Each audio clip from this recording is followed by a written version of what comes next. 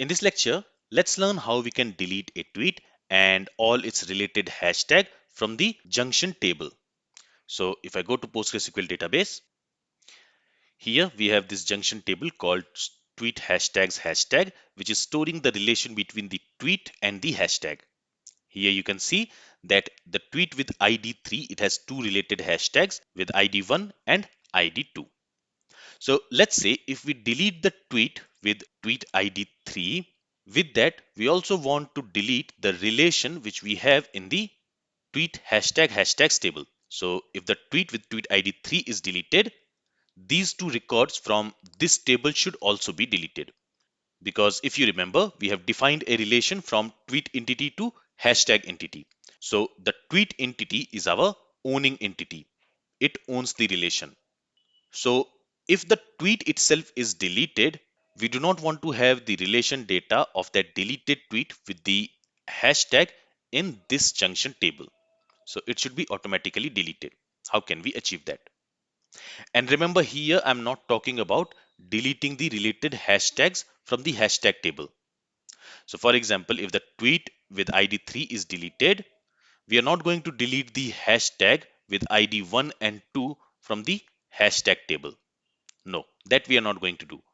We are going to delete this relation which we have between the deleted tweet and the hashtags from this junction table. I hope you got the point. So here we are basically going to learn how delete works with unidirectional many-to-many relationship. Now it turns out that when there is owning side of many-to-many relationship, in our case, the owning side is this tweet table. We have a relation, we have a many-to-many relation from tweet table to hashtag table. So the tweet table is the owning table. If we talk about entities, the tweet entity is the owning entity because from the tweet entity, we are specifying the many-to-many relationship with the hashtag entity. The hashtag entity, it does not even know about the tweet entity. So here, the owner of the relation is this tweet entity. Okay, so whenever we have a unidirectional many-to-many relationship, the delete cascading works by default. Now, what do I mean by that? By that, I mean that whenever we are going to delete a tweet from the tweet table, the related data will be deleted from the junction table by default. In this case, if I delete the tweet with tweet ID 3, the related data in the junction table, in this case, in this tweet hashtag table, it will be deleted by default. Let's see that in action. So if I go to VS Code and if we go to tweet service, there we have get tweets, we have create tweet, and we have update tweet method. Now let's also go ahead and let's create a delete tweet method. So I'm going to create a public async method. I'm going to call it as delete tweet. Let's make this T in uppercase. For this delete tweet, I'm going to take a request parameter. So I'm going to use this param decorator here. I'm going to call it as ID, and this ID should be an integer value. So I'm also going to use parseInt pipe to convert it to integer.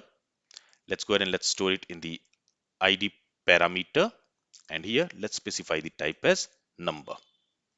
Okay, so for example, here we are going to get a delete request on http localhost colon, what is the port number we are using? The port number is 3000. So 3000 slash tweet slash, let's say 3. So whenever we are going to get a delete request, whenever we are making a delete request from the client to this URL, we are going to delete a tweet. And we are going to get the ID of that tweet as the route parameter. So this 3 here is the route parameter. This 3 here, it will be assigned to this ID parameter. And it will be read as a string value, but since we are using this parseInt pipe, that string value will be converted to number, and then that number, that integer value will be assigned to this ID. Now using this ID, we want to delete a tweet from the tweet table. And for that, on the tweet repository, we are going to call a method called delete. And to this delete, we are going to pass an object, and there we are going to specify the condition based on which we want to delete a record from the tweet table. Basically, we want to find that row from the tweet table where the ID of the tweet is equal to the ID value which we are receiving for this ID parameter. And since here the property name and the variable which we are assigning to that property is same, we can also omit this explicit assignment. Okay, so we want to delete that tweet whose ID is equal to this ID parameter in the tweet table. And this delete method, it is going to run asynchronously. So let me use the await keyword here. And once that record is deleted, we are going to return an object from here, and there let's set deleted to true. Okay, and with that we are also going to pass the ID of the tweet which has been deleted. Okay, now let me save the changes here in this file. Let's go to tweet controller, and there let's also create an endpoint for delete request. And to create a delete endpoint, we need to use this delete decorator. Let's use it to decorate this public method called delete tweet. Okay, and actually I need to use this part in the controller.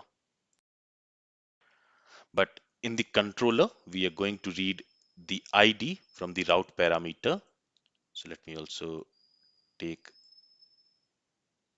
this example from here and let me put it here. Okay, and here we are going to get this ID as a parameter to this method, which is going to be of type number. All right, so this is our tweet service. Let me save the changes here. Let's go back to tweet controller, and from here I'm simply going to call the delete method of tweet service. So in the tweet service we have delete tweet method. To that I'm going to pass this ID, and this ID will be assigned to this ID parameter here. And in the controller, we are reading the value of this ID from route parameter. With this, let's save the changes. Let's go to Postman. Let me save this request, and I'm going to call it as update tweet.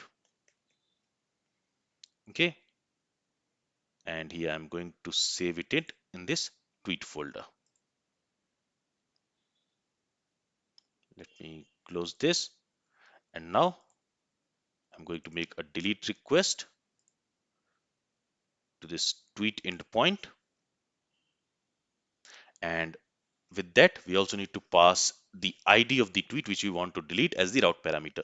So I want to delete the tweet with ID 3. Now, before I send the delete request, let me go back to PostgreSQL database, and you will see that in this tweet hashtag junction table, where we are storing the relation between the tweet and the hashtag, currently we have one tweet with ID 3, which has two related hashtags, the hashtag with ID 1 and ID 2.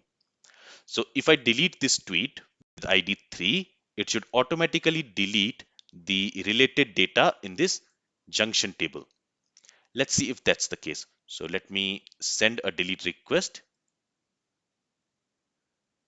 Here we are getting this error, cannot delete tweet /3. It says it is not found. Here also we need to use this return keyword. Okay, the reason it is not getting called is because we also need to specify the route parameter here, which we are calling it as ID. Okay, so for example, you see, whenever we are making a get request to get all the tweets by the user ID, we are specifying this @param decorator to read the user ID. But we also need to specify that in order to call this route, we are also expecting a user ID route parameter. In this case, it is optional, but in case of delete, it is not optional. So that's why I have not used this question mark. Now let's save the changes. Let's go back to Postman, and this time it should work. Okay, maybe the application was not rebuilt. Let's try it again. And now you see we are getting the response deleted through ID 3. Let's go back to PostgreSQL database. First, let me go to tweet table. Let me rerun the query and you will see that the tweet with ID 3 has been deleted. Now, if I go to hashtag table, there it should not delete the related hashtag. So if I rerun this query, we should still have these two hashtags. But if I go to the junction table, the tweet hashtag table, there, since the parent tweet, that means the tweet with ID 3 is deleted from the tweet table, it does not make any sense to keep this relation. So what type of RM will do is it will also send a request to delete these two rows. So if I rerun this query, you will see that the relation between the tweet ID 3 and its related hashtag that has also been deleted automatically from this junction table. So here when we have unidirectional many-to-many relation between two entities, then if the entity which is the owning entity in that relation, if a record from that entity is deleted, the related records in the junction table which has been created for that relation, that will be automatically deleted. Here we do not need to manually cascade the delete operation. And this holds true only for the owning side of the relation. In our example, the owning side of the relation is tweet entity, because here we are using this joint table on this tweet entity. So the tweet entity will be the owning side of the relation between tweet and hashtag. If we try to delete a hashtag, then in that case, that delete operation will not be cascaded to the junction table where we are storing the relation between tweet and hashtag. Only when the delete operation is performed on the parent table on the owning entity, in our example in the tweet entity, it will be cascaded. So this is very important to understand. So this is all I wanted to cover in this lecture. If you have any questions from this lecture, then feel free to ask it. Thank you for listening and have a great day.